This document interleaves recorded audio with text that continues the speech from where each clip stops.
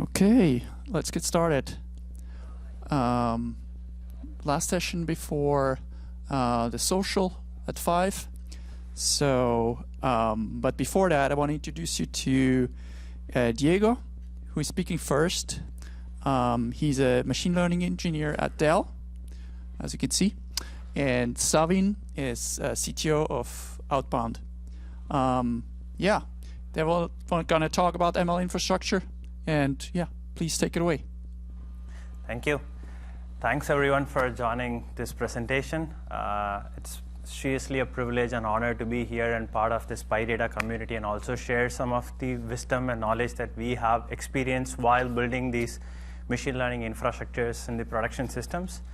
As he said, I'm from Dell. I lead the Dell's infrastructure services division for making all these machine learning decisions that is going to be necessary to deliver these models in production that's going to help our end users.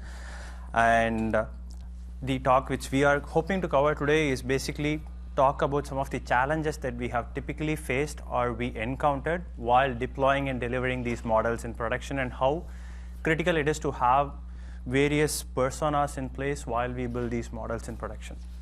So as we navigate through this presentation, what we are hoping to cover is talk about like how machine learning has transformed the industry and the overall landscape in terms of the scope that it has on this community, where it's not going to be an academic research project anymore where you figure out, hey, if the given image is going to be a cat or a dog. It's like you have some real-time predictions that is going to be necessary to update your pricing strategy or identify like, hey, if there's going to be a supply chain or inventory shortage, and a bunch of other use cases that we have in the market, right?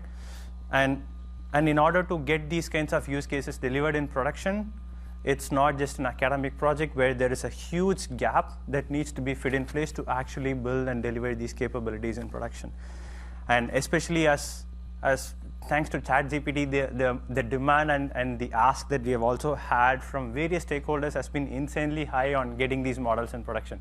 And in order to do that, it's the critical component which is not talked about extensively is the foundation that's necessary to make this vision a reality. So in order to bridge this gap, what we also wanted to take a step back is mention about various personas who are typically involved in making these decisions. And the first and the most important use case that we actually want to talk about is the data exploration. And in order to present this in a much easier way to consume this, what we thought of is consider a typical cupcake example where there is a bakery where in that bakery they are trying to build and deliver these cupcakes or even croissants and whatnot. And when we want to determine like, hey, what is the right price we want to give for a product? Let's consider that as a use case that the business team is giving for the bakery data scientist group. And the first and foremost foundation that these data practitioners or the data scientists in particular will be asking for is having a data.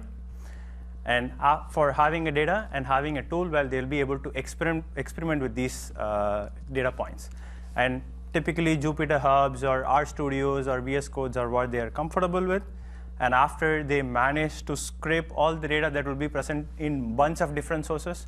So for instance, during our previous experiences working with companies like Teradata or Netflix or even Dell for that matter, we have observed that data is not typically present in a one single data store where you can just get them all into your production system and start training and doing all that stuff. It's typically spread all over the place.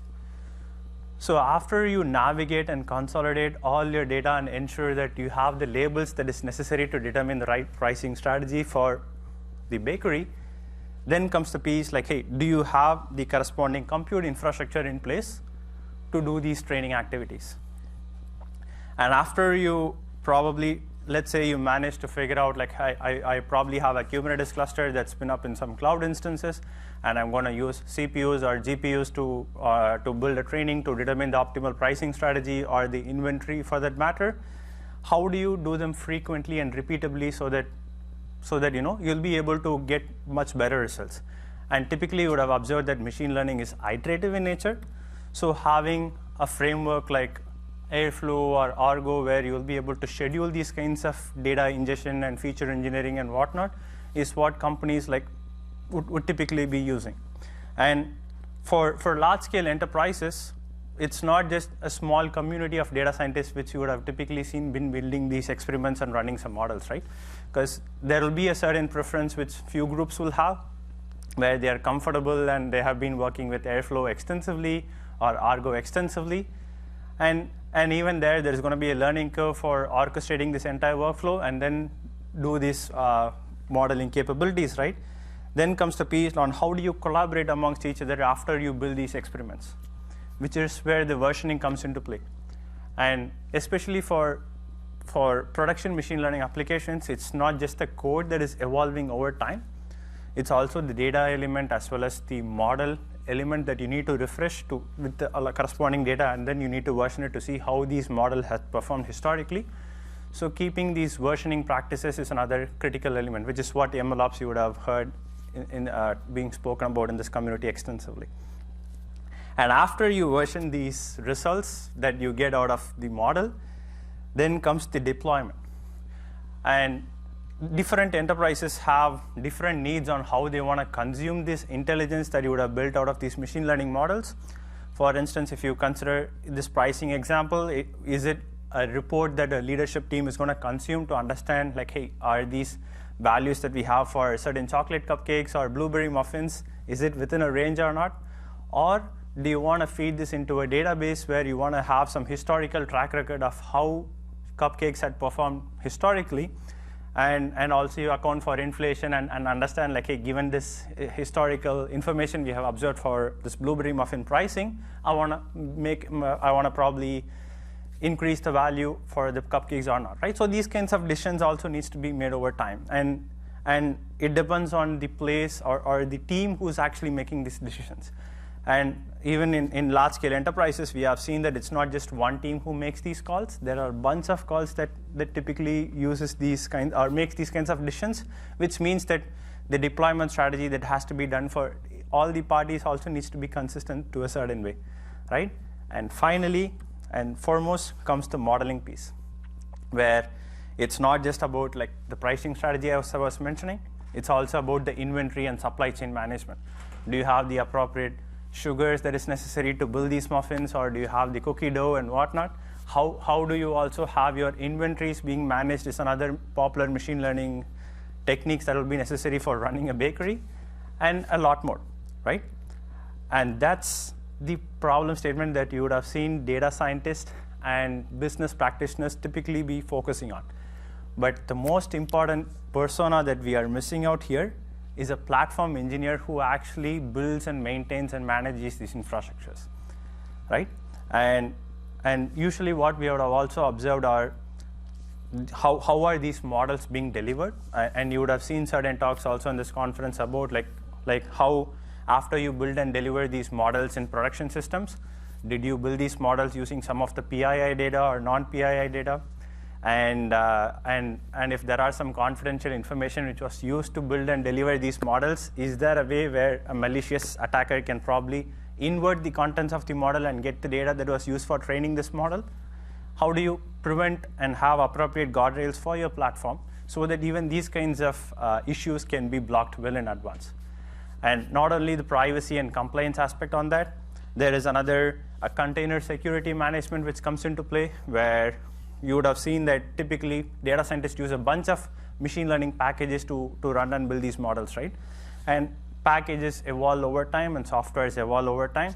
If you deploy these in a cloud native fashion, how are you managing and maintaining the containers which are deployed as a service on time, so that even if a log4j kind of vulnerability comes into play, you'll be able to detect these well in advance and send and keep the experience consistent for the stakeholders, right? So, and last but not the least comes the compliance aspect. So it's not only about the explainability for the model, but also the data that was used for the model, right? And where it's being sent to. So if the model's intelligence is being served probably in European region or Americas region, is the data and the model that is being deployed, is it following the corresponding compliance rules and the policies that is enforced in these countries' regulations? how can it and how can a data scientist be able to comprehend all of these, which is where platform engineers comes into picture and helps them, but still it's too much of an ask, right? Where they need to be aware of all the practices that we just highlighted. And in order to truly manage and deliver and build these models in production, what we are also trying to take a step back is, and it's not only about the tooling aspect, it's also about how many tools that are out there in the market to basically address and deliver these capabilities, which brings us to an interesting conundrum called the build versus buy permutation. So should a team actually adopt an entire single managed MLOps platform to handle all of these techniques? Or there are parts of these tool chains where you need to probably use an open source product and another one should be managed?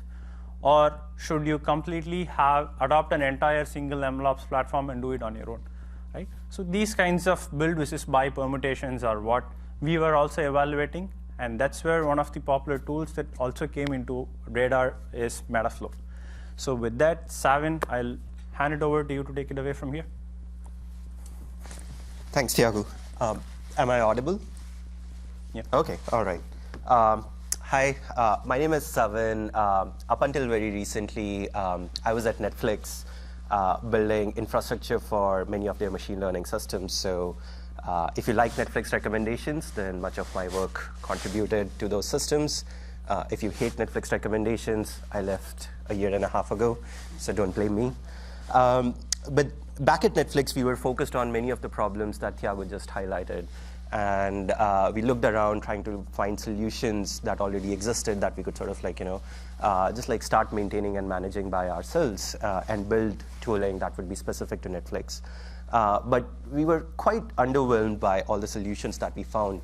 And we ended up building much of the infrastructure, much of the tooling by ourselves. And we open sourced it under this project called Metaflow, which now powers machine learning for many of the experiences that you go through any given day. So if you get your recommendations through many of the more popular streaming services, besides Netflix, it's likely that it's already powered by Metaflow. If you go to Zillow.com, Realtor.com looking for houses, then those recommendations might be coming through Metaflow. Or if you send your DNA samples to 23andMe, that processing might be happening through Metaflow. So it's likely that you've already interacted with this open source project. And for the next sort of 20 minutes between now and the happy hour, I'll sort of try to focus on what were the key tenets, what was the philosophy behind this project, what are the capabilities that this project enables, and how can you get started and start experimenting with this tool and see if this could be sort of a worthwhile addition in your organization. So let's sort of talk through sort of what exactly is a machine learning enabled system, right? I think everybody understands what traditional software is. You build something, there's an inherent expectation that it runs reliably without human supervision. That's why we say that software provides leverage. That's why software is eating the world. And then there is an inherent expectation that, yes, of course, it produces correct results. It's maintained and developed by software engineers, these people in these yellow hats. Now, when we look at ML-powered software, then we are basically introducing some kind of entropy into the system. And that entropy is coming in from data. It's coming in from these machine learning models that are basically these functions that are learning through this data. And the expectation still sort of stands that your system runs reliably well without any human supervision. It produces correct results and with sort of some definition of correctness. And now you have some new personalities in the equation, these data scientists who are now sort of also responsible for managing and maintaining these systems in addition to developing these. And now the interesting thing here is that there isn't sort of you don't just build a machine learning system or you build a machine learning model and just leave it as is. You need to work on it continuously. You need to work on it every single day, every single week, figure out how to make it a lot more performant. And of course, then you also want to make sure that shipping an update or shipping your first version of this ML system, this ML-powered application, doesn't really take up all your available energy, because then it would be really difficult to build a better performing model. So the key artifact here is that how do you enable rapid prototyping? How do you make sure that data scientists are actually able to practice the art of science, which is all about experimentation? So let's sort of like, just walk through sort of like some of the things that Thiago had highlighted, all the concerns that any organization has, which is all around sort of like, how do you think about managing your data? How do you think about compute? How do you think about all the concerns around orchestration? Everything that sort of like, these days gets lumped into ML ops, or if you're at the bleeding edge, LLM ops around like versioning and deployment and whatnot. And then how do you think about actually training these machine learning models, fine-tuning your foundation models, and delivering sort of like value to the end user. And of course, depending on who is involved in the project, what should be the highest priority, you would get different answers. If you ask tool builders like me and Thiago, we would say that yes, like making sure that everything happens in a secure and safe way such that all the compliance concerns are well taken care of. The data is stored in a legible manner, everything is cost efficient, and we have complete visibility into all the inner workings of these systems are really important. If you take the point of view of a data scientist, they definitely want to make sure that the infrastructure doesn't really sort of like behave as a stumbling block. It needs to be an enabler rather than a constraint, and they should get the full expressivity of, let's say, the Python ecosystem to get their work done. And so their sort of like focuses at the top level of the stack, versus for infrastructure engineers like us, the focus is sort of like, a little bit more bottom heavy. So let's see sort of like, how Metaflow sort of like, helps with this sort of like problem. So when it comes to building or training any kind of machine learning models, it's usually helpful to look at them as a DAG, and of course that's not a new concept. There was a presentation right before ours where, like the presenter was talking about Flight, which also has sort of like notions of a DAG, and there are like many other tools out there. So the first fundamental goal is that can we make it super simple and straightforward for people to define DAGs? So within Metaflow, there's a simple notion of like, you just like drop in this decorator called step. It's a Python decorator, and then that denotes sort of like your node in your graph, and then every single function also then delineates what is the next node in the graph that should be executed with the self.next call that you see. And the good thing is that with Metaflow, all the data passing between steps is automatically taken care of for you, so that you don't have to think about how the data sort of like, is moved. And we'll sort of like, come quickly to like why that might be sort of like a bit of an important detail for machine learning workflows. Now, every single machine learning workflow actually has to fetch data from somewhere. So now, one of the big things that sort of like is a big has a big impact on productivity is how quickly are you able to get access to the data that you need. So for example, what we worked on was shipping this very high throughput S3 connector, which sort of like, allows you to fetch data at like, 25 Gbps from S3 to your EC2 instance, so that you can fetch data that you need in a lightning quick manner, so that then you can start sort of like doing your exploration and sort of like, start training your model a little bit faster, which can have a huge impact when you are trying to just like rapidly iterate on your machine learning model. Now, the other thing that Metaflow takes care of behind the scenes for you is automatic versioning. So anytime you execute any bit of code within Metaflow, all of that gets versioned, the code gets snapshot for you, everything gets sort of like a unique identifier, so that you can go back in time and I can ask a question that, hey, can I actually look at all the work that Thiago was doing 6 months ago? Can I actually look at the code? Can I look at all the internal variables, all the internal state? And can I actually replay that entire compute and build on top of the work that he has done? Which can be quite interesting, quite an interesting capability if you have, let's say, an organization that has more than one data scientist, where people want to collaborate with one another and reproduce, replay, and build on top of each other's work. And of course, like now, if let's say you store anything in one step, that's sort of like automatically made visible in all the subsequent steps, all your subsequent dependencies. So you can have scenarios where, let's say, a team is able to, let's say, generate certain data artifacts, certain embeddings, or certain specific models that other teams can very easily consume just by referencing what that specific execution was and looking at those outputs. So you get sort of like a model store as a side effect of just writing your work within Metaflow. So this is all sort of like good and fine for most data scientists, but then as your data sets grow, then there's also this inherent need of how do you actually go out and train these models which might be a bit larger for your laptops. So in the Metaflow universe, you can drop yet another decorator, in this case, a resources decorator that specifies memory as 128 gigs.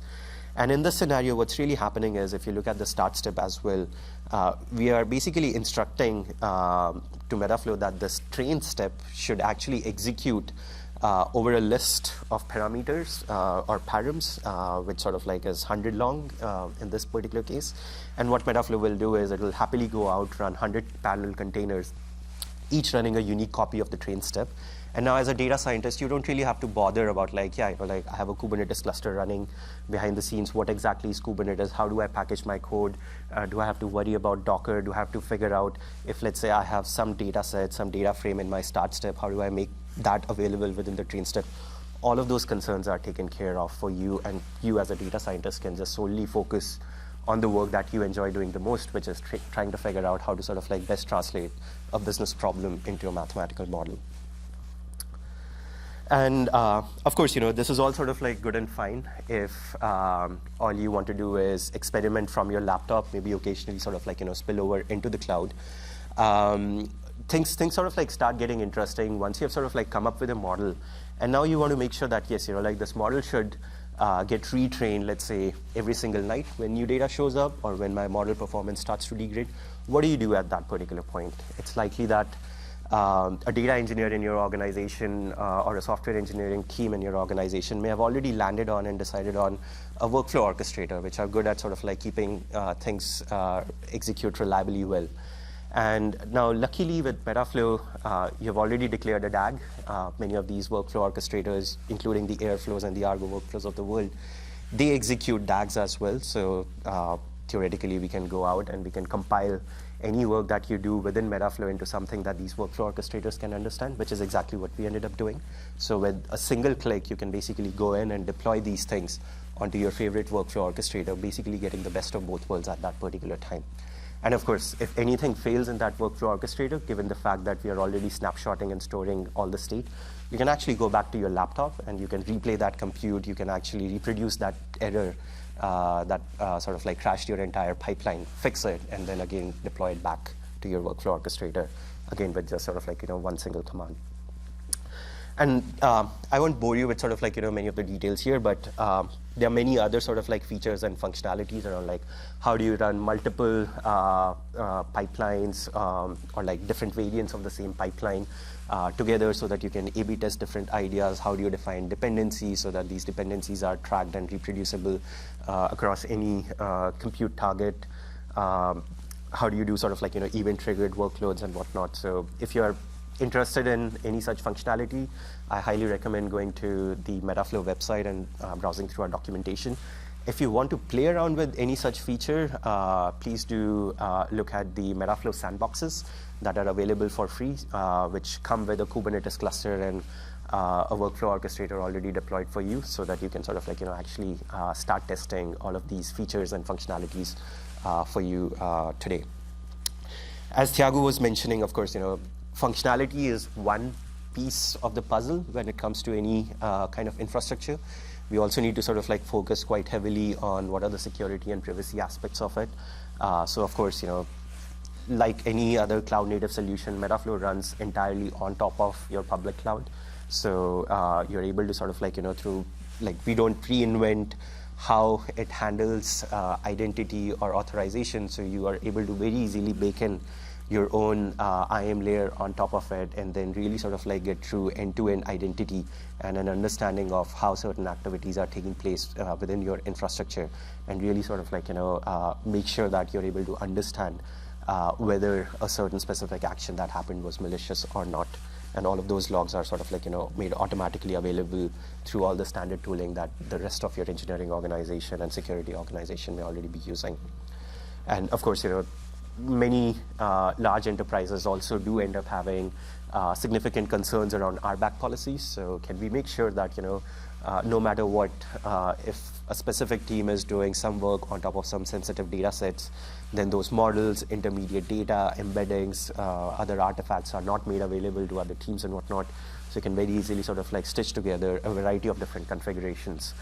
We have like, plenty of people in the community who sort of like end up creating these isolated sandboxes for each of their customer teams, where you get sort of like this full data science stack that's isolated from the network, and that sort of like, affords this additional possibility that you do not sort of like, at any point in time leak out any data either to the outside world or to other teams who may not really sort of like, you may not want them to be in the know of what you're doing.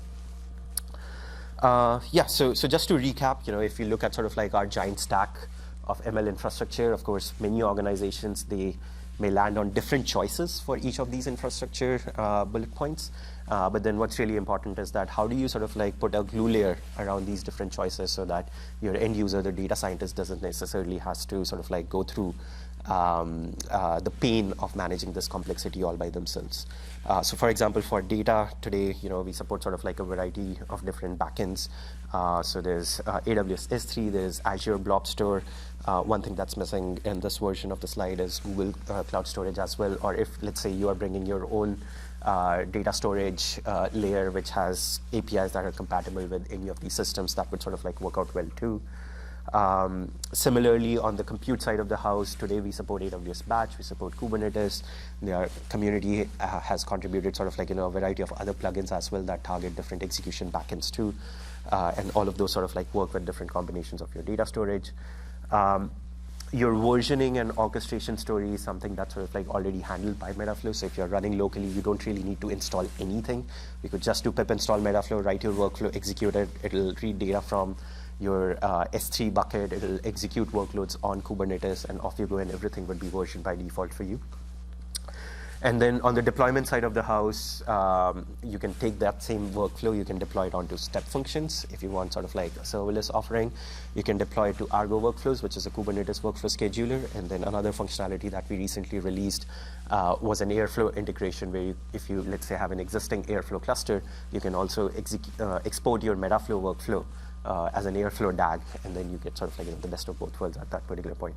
And of course, all of this works with any machine learning library, any Python library that you may want to sort of like bring in.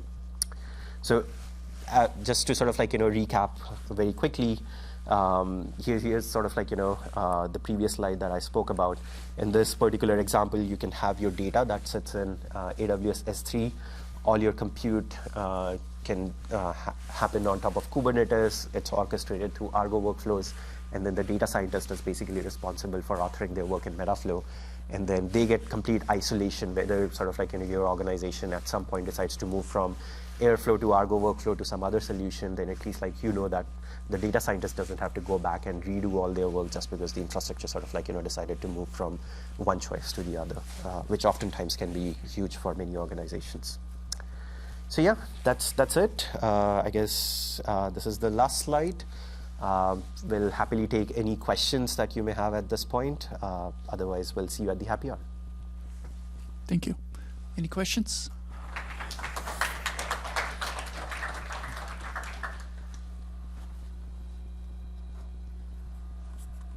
I mean, I can start off. What was the decision to make Metaflow open source?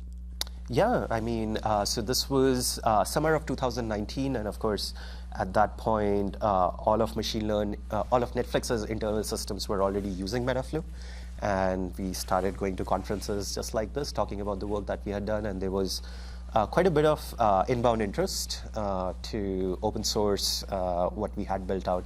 And it also seemed like the right thing to do for the community as well, that we just don't go to conferences and talk about things that people don't have access to. It's usually nice if we can sort of like play with those solutions as well. I definitely had the same opinion for many talks that I sat through, so now here we are. Thank you. Okay, up there. I'm gonna make the run for it.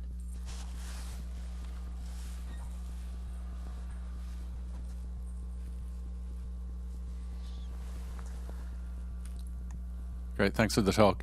I have a question about ML pipelines. I'm not really a believer in the term ML pipelines. I see we have feature pipelines that create features, we have training pipelines that create models, and inference pipelines that make predictions. What's your take on Metaflow? Where are you adding the most value? Or is it all of those? Or? Yeah, I mean, I guess it sort of like, it depends on the definition at the end of the day. I guess if the definition is all around that ML pipelines are a superset of feature pipelines and training pipelines and prediction pipelines. Then that's basically sort of like, where Metaflow plays as well.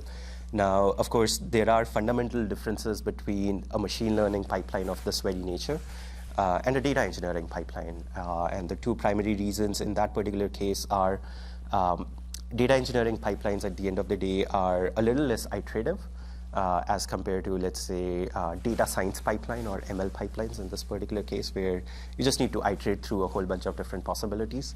And also the compute requirements and the characteristics of that pipeline graph looks very different. Usually, like in my experience, a data engineering pipeline has a lot many more steps than what a machine learning pipeline would have. But then at the same time, a data engineering pipeline is a lot more skinny than a machine learning pipeline, where you may want to train multiple models in parallel, or like, do some sort of like hyperparameter sweep and whatnot. So that sort of like then lends itself to different solutions many times. And that, in my experience, doesn't necessarily mean that you're always sort of like relying on an entirely different tool chain for that, but it's more about sort of like how you organize that tool chain indeed. And for training pipelines, like, do you see the need that they have to be scheduled? I mean, a feature pipeline has to be scheduled, right? And a batch inference pipeline is going to be scheduled. But a training pipeline, they don't necessarily have to be scheduled, do they? You can run them on demand when a model gets... Completely... Just think about the orchestration requirements of the different pipelines. It completely depends. Yeah. So, for example, there are sort of like enterprises who would, let's say, train a model once a quarter, and that's okay. And then there are many scenarios where you may want to train a model every 15 minutes, every 1 hour. So I don't think that, in the world of infrastructure or in the world of machine learning, there's ever anything known as an absolute truth. So different use cases always require different trade-offs, different solutions. And many people do not want any kind of orchestration capabilities. That's totally fine. But then you may want sort of like, other solutions in the mix. They're crazy. Okay, thanks. Yeah. Any other question? Okay, if not, we thank Diego and Savin for this talk. I really enjoyed the presentation and the graphics. Very nice. Thank you. Thank you.